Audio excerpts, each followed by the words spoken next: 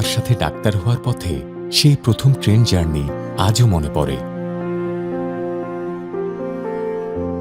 যাওয়ার সময় বাবার কাছে জানতে চাইলাম, আমার জন্য কি কিছু আনবে বাবা? বাবা আমার জন্য একটি পার্কার কলম নিয়ে এসেছিলেন। এই পার্কার কলমটি আমার জীবনের অনন্য সঙ্গী। সারাটা জীবন কষ্টে কাটিয়ে বাবা কেবল আমাদের সুখের কথাই ভেবেছেন।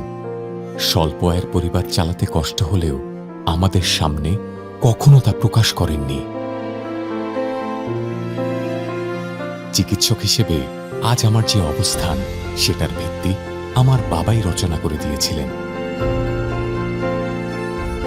The strongest part of my father's character that influences me is that he is a very simple man and he likes to lead a very simple life. বাবাকে নিয়ে আমাদের স্মৃতিগুলো এমনই, মাত্র দুটি অক্ষরের একটি শব্দ, বাবা।